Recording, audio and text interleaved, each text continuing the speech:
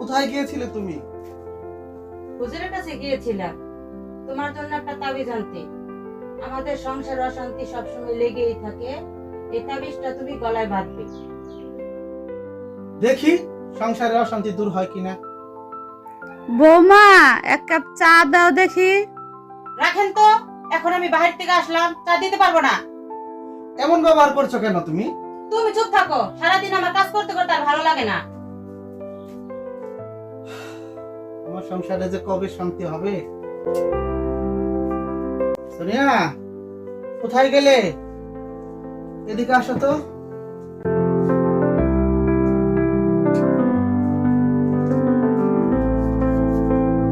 এতদিন হয়ে গেল তাবিজ গলায় দিচ্ছ, কিন্তু সংসারে তো কোনো শান্তি আসছে না। শোনো, আমি একটা তাবিজ নিয়ে এসেছি হুজুরের কাছ থেকে। এই তাবিজটা তুমি ব্যবহার করবে, আর সবার সাথে ভালো ব্যবহার করবে এবং হেসে কথা বলবে। সাথে সাথে বিসমিল্লাহ বলে একটা ফুঁক দিবে এই তাবিজে। এই নাও তাবিজ। ঠিক আছে, এটা আমি ব্যবহার করে দেখি আমাদের সংসারে শান্তি আসে কিনা। বৌমা, এক কাপ চা দাও দেখি। দিচ্ছি মা, এখনই দিচ্ছি। বিসমিল্লাহ। তোমার জন্য কি এক কাপ চা আনবো? ঠিক আছে, আমার জন্য এক কাপ চা আনো, কিন্তু আমারটায় কিন্তু চিনি কম দিও। এটা তো আমি জানি। ঠিক আছে, তোমাদের জন্য চা আনছি।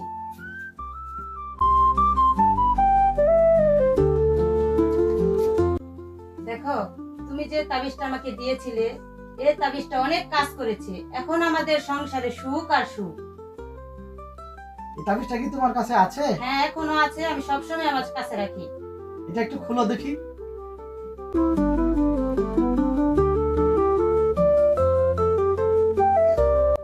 এটা তো দেখা যায় সাদা কাগজ। আসলে এটা সাদা কাগজে ছিল। আসলে তাবিজ কারো সংসারে সুখ আনতে পারে না। সংসারে সুখ হয় একে অপরের ভালোবাসায়। তাই এই তাবিজটা তোমাকে দিয়েছিলাম আমি এমনিতেই। আর আমি বলেছিলাম তুমি সবার সাথে হাসি মুখে কথা বলবে। সবাই যখন একটা কথা বলবে সেটা মেনে নিবে। তুমি আমাকে একটা কথা বলবে, আমি সেটা মেনে নেব।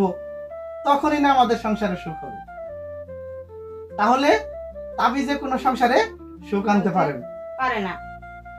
সবাই ভালো থাকবেন, সবাই আমাদের জন্য দোয়া করবেন। আপনাদের জন্য আমরা দোয়া করি। সবাই ভালো থাকবেন।